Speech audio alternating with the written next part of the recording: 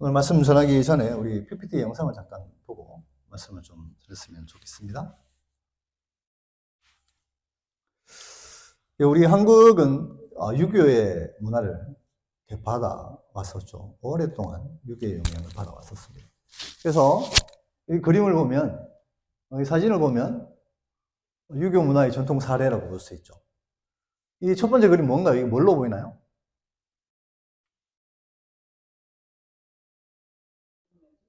여기 공동묘지 있죠, 공동묘지. 이 벌초할 때 이런 일이 일어난다고 합니다. 기억나시나요? 저도 벌초할 때가 되면, 저는 시골에 살았기 때문에 시골에서 이렇게 도시에서 시골로 오시는 분들이 많았어요. 그럼 오는데 엄청 시간이 많이 걸렸다 하더라고요. 벌초하는 문화가 있죠. 벌초하는 문화가 있죠. 이렇게. 캐나다에서 이런 모습 보신 분 있으신가요? 없죠. 캐나다 사람들이 이걸 보면 어떻게 생각할까요?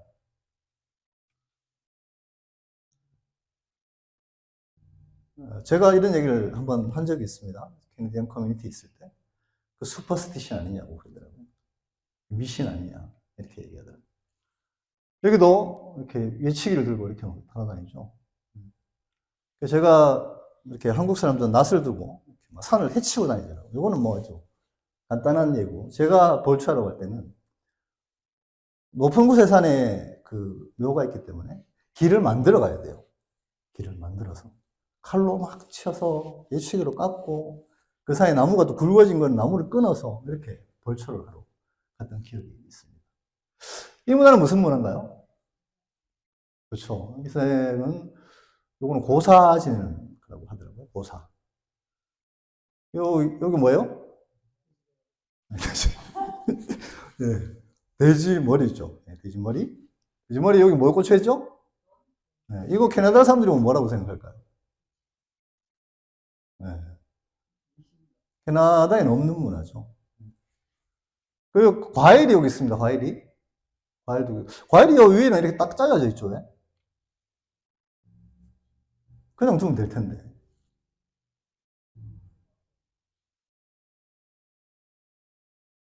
여기도 그 과일을 보면 늘 잘라놨어요. 이렇게. 요거는 우리 제사 문화에 있죠. 요건 뭐예요? 그렇죠. 술이죠, 술. 여기 보면 제사 지낼 때 여기 술 있죠. 역시 여기도 과일도 보면 이렇게 다 깎아져 있습니다. 지금 이 사람 뭐 하는 거예요? 네.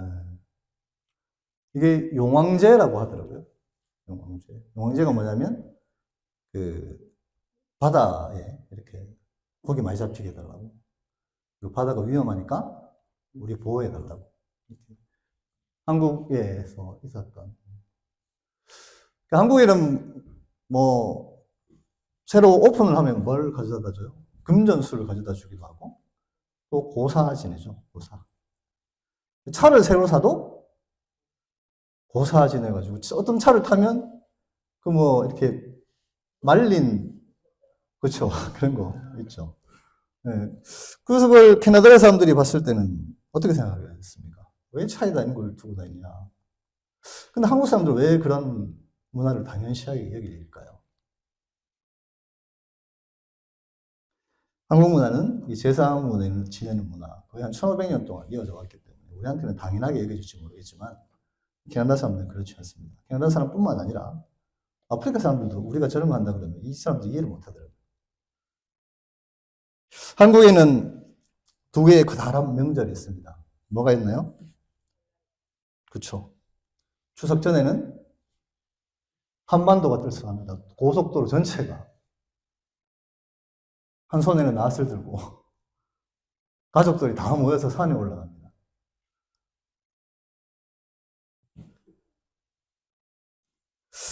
그래서 제가 뭐 그런 얘기를 하니까 이제 캐네디언들 공포 영화 찍으러 가냐고 뭐 그런 얘기를 하더라고요.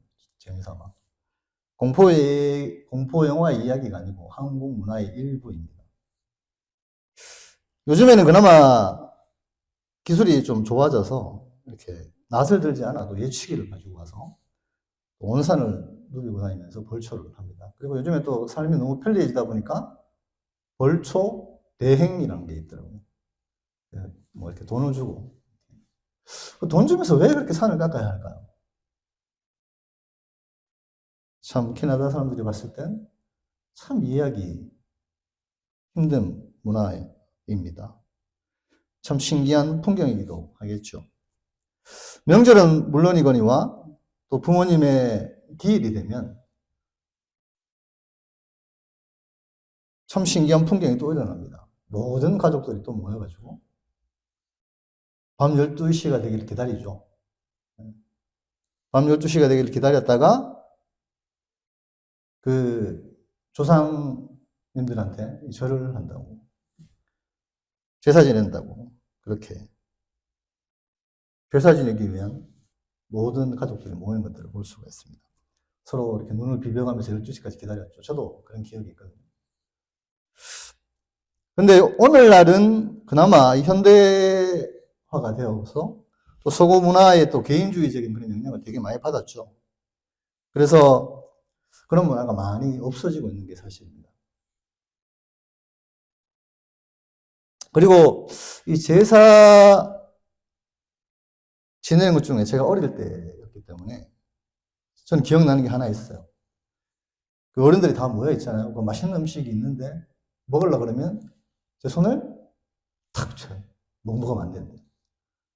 제사 지는 후에 먹어야 된대요. 그래서 못 먹게 했던 기억이 있습니다. 그리고 제사를 딱 지내고 나면 맛있는 음식 그때는 마음껏 먹을 수 있어요. 그리고 아직도 기억나는 게 있는데 그 제사밥이 그렇게 맛있었거든요. 저는 안에 고사리도 들어가고 평소 못 먹어봤던 그런 고기나 전이나 이런 것들이 많이 들어가 있습니다.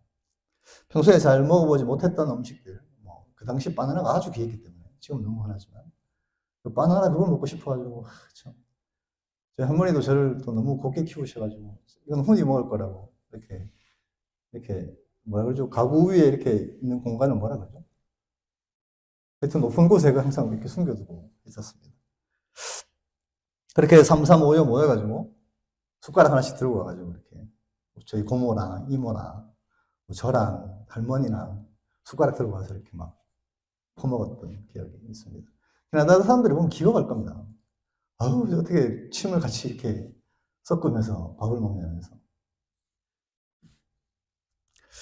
이 모든 것들이 이제 지금도 여전히 존재하고 있죠. 근데 조금 전에도 말씀드렸지만 근대화가 이루어지면서 한국에는 선교사들에 의해서 기독교가 복음이 전파되어졌죠. 그리고 한국 문화에는 큰 충돌이 일어납니다. 무슨 충돌이었을까요? 바로 이런 문제였습니다. 그 중에 하나가 바로 제사 지낸 음식을 기독교인이 먹어도 되느냐, 마느냐, 이 문제였습니다. 그래서 그림에도 보면 나오지만 왜 사과를 이렇게 깎고 배를 이렇게 깎아놨을까요?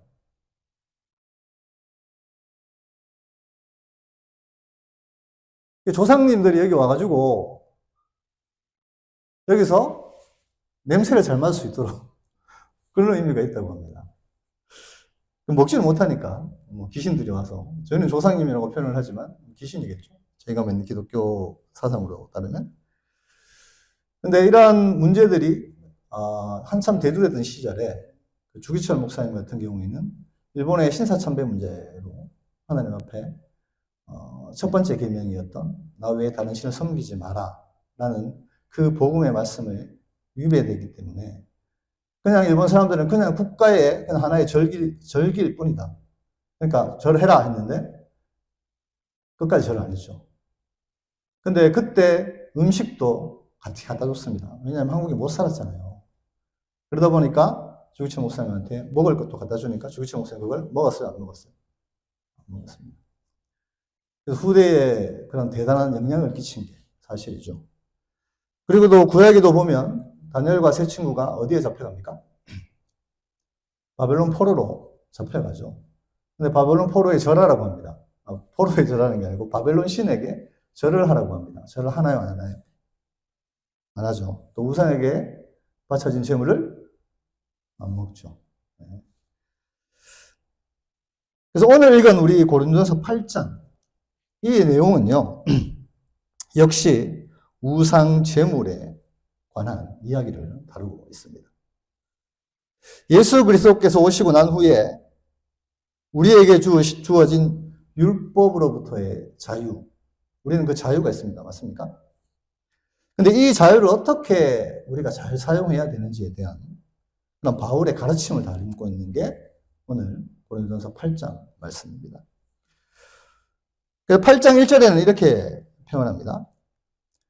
바울은 지식보다는 사랑이 덕을 세운다. 이렇게 강조합니다. 신학적 입장과 또 성경적 지식으로 우상에게 바쳐진 제물이 예수 그리스도의 십자가가 모든 구약의 율법을 폐했기 때문에 더 이상 그러한 우상 제물은 아무것도 아니라는 거예요. 그래서 우리가 이 자유를 가지고 있습니다. 십자가로 인해 누릴 수 있는 자유. 근데 그 자유가 있더라도 믿음이 약한 자들이 있을 거 아니에요. 믿음이 약한 자들. 그 믿음이 약한 자들을 배려하는 것이 더 중요함을 사도 바울은 오늘 8장을 통해서 말씀을 하고 있습니다. 그래서 고린도 교회의 배경을 제가 고린도전서 말씀을 보면서 몇 번 말씀을 드렸죠. 그래서 오늘도 조금 더 자세히 보면 고린도 교회는 아프로디테라는 신전이 있었습니다. 음란했었죠. 그에 대한 음행 문제도 있었고, 그리고 아폴로 신, 그리고 포세이돈이라는 신도 있었습니다. 여러분 뭐 그리스 신화 많이 읽어보신 분도 있죠. 포세이돈이라는 영화도 있죠. 포세이돈은 어떤 신입니까? 바다의 신입니다. 바다의 신. 포세이돈 같은 그런 걸 믿었죠. 그리고 이 고린도 도시가 항구 도시였습니다. 이런 용왕제를 드리는 대부분의 한국의 도시들은 어디에 있을까요? 바닷가 근처에 있죠. 우리 황병희 집사님도 이런 걸 경험해 봤을 것 같은데 어부들은 저런 걸 많이 한다고 합니다. 저도 군대 있을 때 몇 번 보긴 봤었는데. 그래서 이렇듯 이 고린도 교회 내에서도 그 고린도 도시 내에서도 이러한 다양한 신전에서 정기적으로 우리가 드렸던 고사와 같은 그런 제사를 지내고 또 그 희생 제물을 바치는 의식이 있었다는 것입니다. 이렇게 제사를 지낼 때는 늘 뭐가 있어요? 아까 봤던 고기들이 있습니다. 과일도 있고. 우리나라와 비교하면 한국에서 굿할 때 뭐가 필요해요? 굿할 때 뭐가 필요하죠? 굿할 때 앞에 뭐 차려놔요? 굿할 때 음식 없이 굿하는 거 보신 적 있으신 분? 굿할 때는 늘 음식을 차려놓습니다. 왜 그럴까요? 신기하죠? 고사 지낼 때도 앞에 뭐가 있어요? 음식이 있습니다. 특히 빠지지 않는 음식이 있죠, 한국은. 아까 봤던 돼지머리가 있죠. 그리고 항상 빠지지 않는 게 술입니다, 술. 어부들은 바다의 신, 그리스 철학에서는 포세이돈이라고 얘기하지만 우리는 뭐라 그래요? 용왕이라고 얘기합니다, 용왕. 용왕한테 고사를 지내죠. 풍어를 기원하기도 하고, 또 당시에는 어떤 과학적인 기술이 발달되지 않았기 때문에 바다가 아주 사납잖아요. 그러다 보니까 어떤 일이 일어났을 때 그에 대한 안전을 구하면서 이 용왕한테 고사를 지냈다는 것입니다. 근데 이 고사를 지낼 때나 제사를 지낼 때나 참 신기한 건 이상하게도 그 앞에는 항상 음식이 차려져 있습니다. 그래서 한 가지 우리가 알 수 있는 게 있죠. 귀신이 있는 곳에는 항상 음식이 있다는 것입니다. 그리고 뭐가 있어요? 술이 있다는 것입니다. 그래서 그 앞에서 우리 인간은 뭘 해요? 아까 그림을 봤을 때 절을 하죠. 네, 절을 합니다. 왜 우리가 그 앞에 우리 기독교적인 정신에는 맞지 않는 그런 절을 자꾸 할까요? 이유가 뭐겠습니까?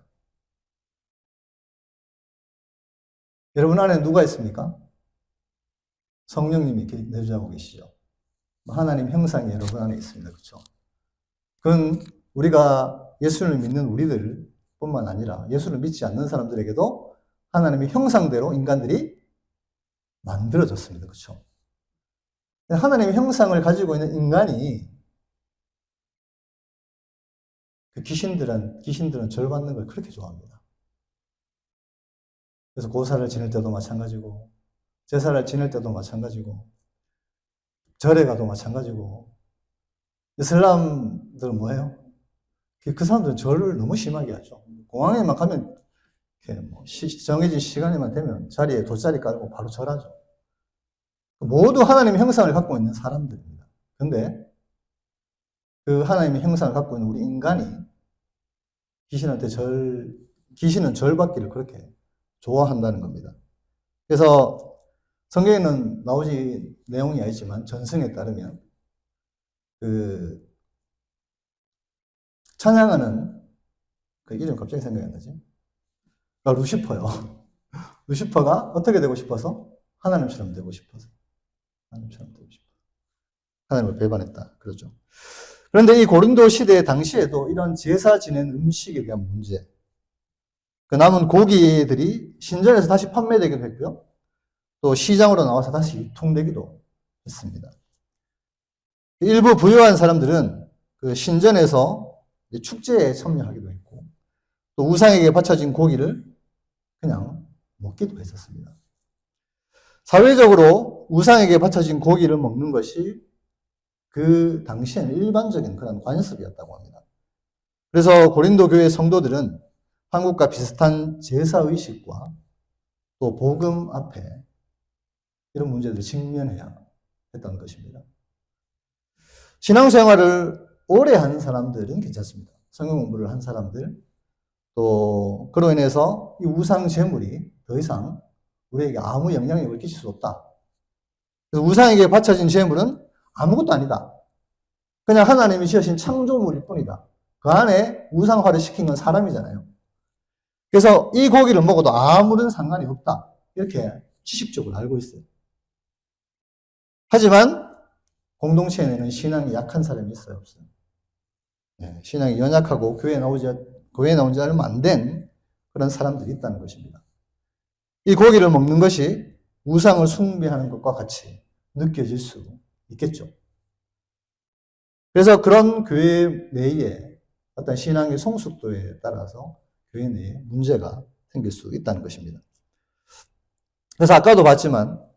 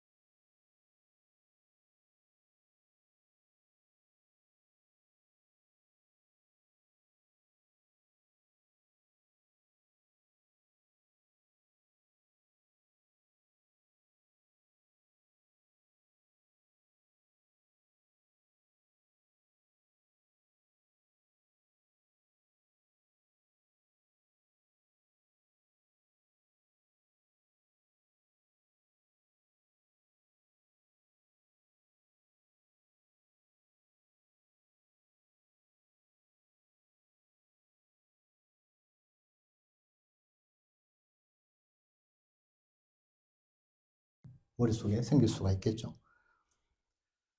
이런 것들이 걸림돌이 되지 않게 하라고 사도 바울은 교훈하고 있습니다. 따라서 바울은 약한 자가 시험에 들지 않도록 배려하는 것이 참된 신앙의 성숙된 모습임을 말씀하고 있는 것입니다. 크리스천은 돼지고기 먹어도 아무 상관이 없죠. 네. 근데 우리 주은자매가 이렇게 학교 생활을 하다가 거기 이슬람 사람들 꽤 많잖아요. 그래서 이슬람 사람들한테 복음을 전했다고 가정해 봅시다. 그런데 그 친구가 갑자기 개종을 한 거예요. 신기하게도. 이슬람이 개종하기 쉽지 않은데. 근데 주은자매가 나는 돼지고기 나 먹어도 상관없어.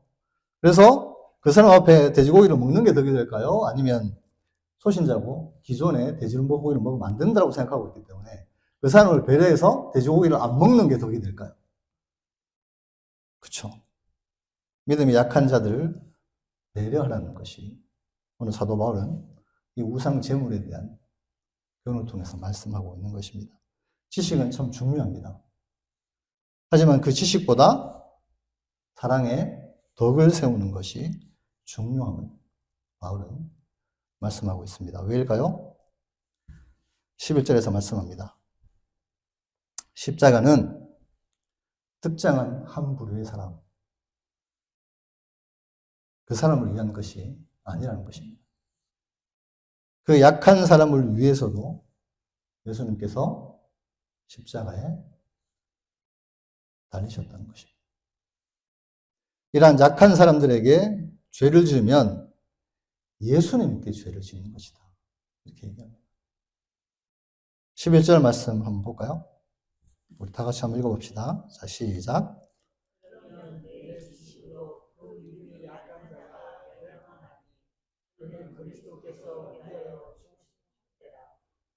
네, 12절도 한번 읽어볼까요?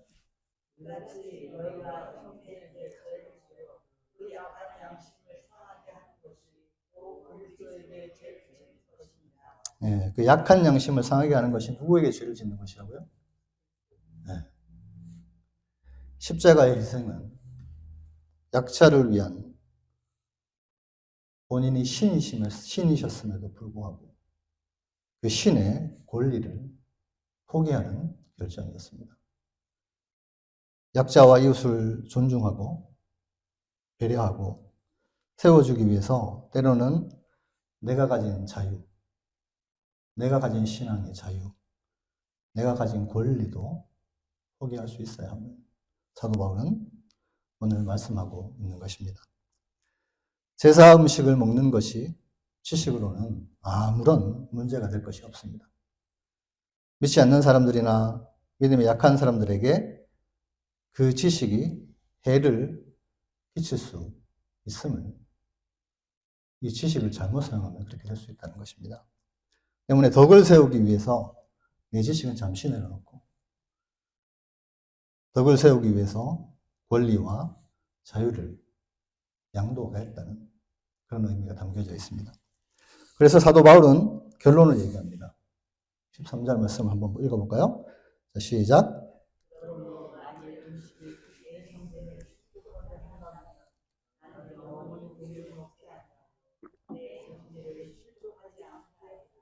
네.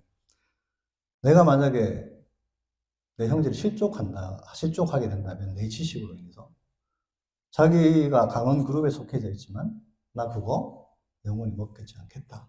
이렇게 사도 바울은 표현합니다. 저도 개인적인 얘기를 하면 저도 술을 아주 좋아했었습니다. 과거에. 술 맛을 잘 압니다. 그래서 그 술 맛을 알기 때문에 술에 대한 유혹이 올 때가 있어요. 근데 제가 목사가 술 먹는다고 생각했을 때 좋게 생각하시는 분 여기 있어요? 제가 술 먹는다고 제가 구원받는 건 아무 상관이 없어요. 목사가 술 먹는다고 생각했을 때 여기 앉아 계신 분도 마찬가지고 특히 믿음이 약한 사람들이 목사가 술 먹는다 그러면 어떻게 될까요? 그렇죠. 그래서 저도 마찬가지입니다. 저도 그래서 먹지 않습니다. 술 맛이 참 좋은 건 기억합니다. 여하튼 좀 우스라고 드린 말씀이고 여하튼 믿음이 약한 자들을 생각해서 때로는 내 안의 지식이나 또 내 안의 권리나 내 안의 어떤 그런 자유를 양도할 수 있는 그런 신앙이 참 중요함을 말씀하고 있습니다. 사도 바울은 뭘 생각하라는 말인가요? 고린도 교회에 약한 자들의 처지를 너네들이 알라는 것입니다.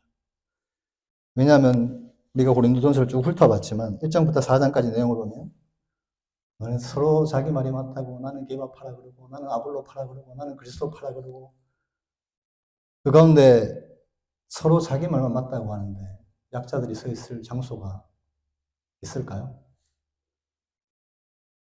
고린도전서 2장에는 서로 자기 말이 다 맞다고 합니다. 그리고 철학을 가지고 와서 또 철학적인 사고로 자기 지식을 내세우면서 내 지식이 맞다고 서로 의논했었습니다. 그 자리에 약자들이 서야 할 자리가 있을까요? 6장에는 자기 말이 서로 맞다고 정당성을 주장하기 위해서 교회에서 일어나는 아픔들을 세상에 송사해 버렸습니다. 약자들이 서야 할 자리가 있을까요? 이러한 문제들로 인해서 믿음이 약한 자들이 시험에 든다면 누구에게 죄를 짓는 것이라고요? 그리스도께 죄를 짓는 것이라고 사도 바울은 말합니다. 바울은 예수님의 가르침에 순종하면서 믿음이 약한 자들의 편에 서서 본인은 믿음의 강한 자리에 있었지만 믿지 않는 영혼들을 생각하라고 말씀하고 있는 것입니다. 우리를 한번 돌아봅시다. 바울은 믿음이 있었습니다. 지식이 있었습니다. 강한 자들에 속해져 있었습니다. 여러분은 어떠한가요? 믿음이 있는 지식이 있는 강한 자들에 속해져 있습니까? 아니면 믿음이 없는 지식이 없는 초신자에 속해져 있습니까? 제가 여러분들하고 성경 공부를 하다 보면 후자 쪽은 아닌 것 같습니다. 여러분들 성경적으로 많이 알고 있어요. 여기 앉아 계신 대부분이 지식이 있는 강한 자들에 속해져 있을 것입니다. 여러분의 주위에는 복음을 알지 못하는 사람들이 많이 있습니다. 때로는 내 가족일 수도 있고요. 또 우리 교회 초신자들 수도 있고 또 믿음이 약한 자들이 주위에 많이 있습니다. 여러분의 직장에, 여러분의 이웃에, 때로는 내 옆에 있는 성도들이 그럴 수 있다는 것입니다. 때로는 우리가 말씀을 안다는 지식으로 내 자신의 행동을 정당화할 때도 있습니다. 말씀을 아는 지식에서는 우리 중에 사도 바울만큼 뛰어난 사람이 여기 있을까요? 그 사도 바울이 이렇게 얘기합니다. 나는 내 지식이, 내 신학적 소양이 믿음이 약한 자들을 실족시키거나 시험에 들게 한다면 나는 그 음식을 영원히 먹지 않겠다. 그리고 우리에게 주어진 복음의 자유를 남용하지 말고 사랑하고 덕을 세우는 일에 쓸 것을 말씀하고 있는 것입니다. 사도 바울은 고린도 교회에 지식을 강조하나요? 사랑을 강조하나요? 네, 사랑을 강조합니다. 사랑 없는 지식은 정죄의 요소로 쓰여질 수 있습니다. 대표적인 사람들이 등장하죠. 신약에 보면 율법 교사들은 이 하나님의 말씀을 가지고 말씀이신 예수님을 대적합니다. 참 우스꽝스럽죠.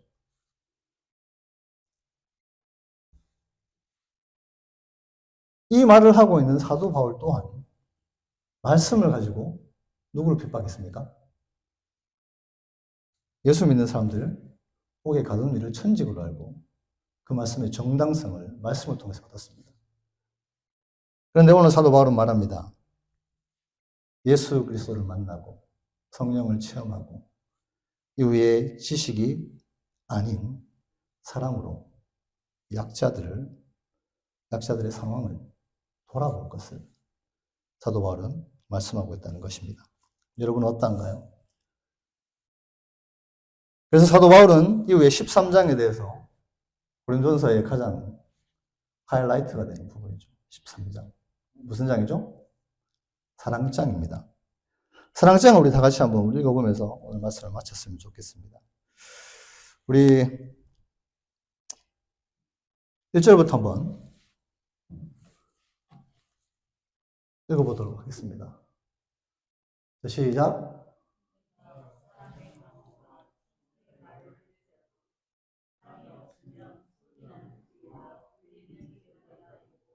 뭐가 없으면?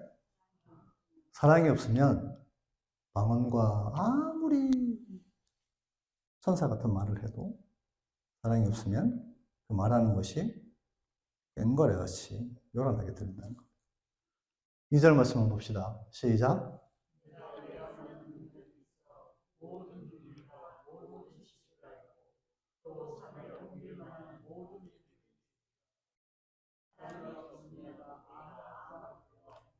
예, 여러분들이 어떤 예언하는 능력이 있습니다. 그리고 모든 비밀, 예수 그리스도에 대한 어떤 비밀도 알고 있다고 가정을 해봅시다. 또 오늘 사도 바울이 얘기했던 지식, 모든 지식을 가지고 있다고 할지라도 뭐가 없으면? 사랑이 없으면 아무것도 아니면 사도 바울은 말합니다. 3절 말씀 한번 읽어봅시다. 시작.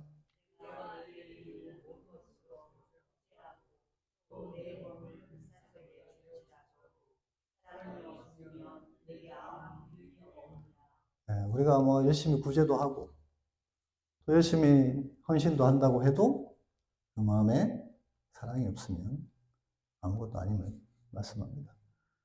4절 한번 읽어볼까요? 시작.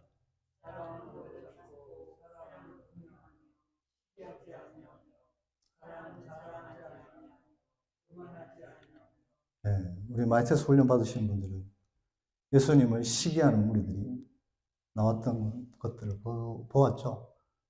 사랑은 오래 참고, 사랑은 온유하고, 시기하지 않고, 사랑은 자랑하지 않습니다. 교만하지 않다고 얘기합니다. 5절 한번 읽어볼까요? 시작.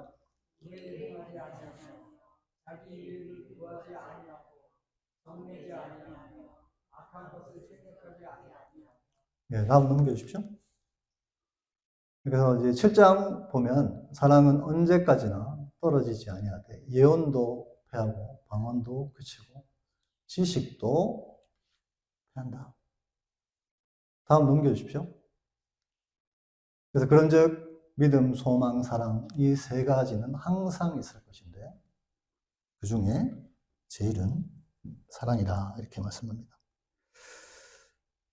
그리고 사도 바울은 디모데전서는 바울이 죽을 때가 돼서 편지를 쓴 디모데에게 쓴 편지죠. 자신의 영적인 아들. 그때는 그렇게 얘기합니다. 3장 디모데전서 3장에는 말세대 때면 서로 사랑하지 않는다고 합니다. 근데 우리가 예수님을 사랑한다는 증거를 어떻게 나타낼 수 있을까요? 지식으로 나타낼 수 있을까요? 아닙니다. 예수님이 이 땅에 오신 이유는 여러분들을 사랑하시기 때문에 이 땅에 오셨습니다. 그 사랑을 본받아서 우리 브랜든 한인교회 성도님들도 이 지식이 아닌 사랑의 덕을 세우는 일에 힘쓰는 우리 브랜든 한인교회 성도님들 되시길 주님 이름으로 축복합니다. 이 시간 우리가 은혜의 찬양하고 우리 하나님 앞에 기도하도록 하겠습니다.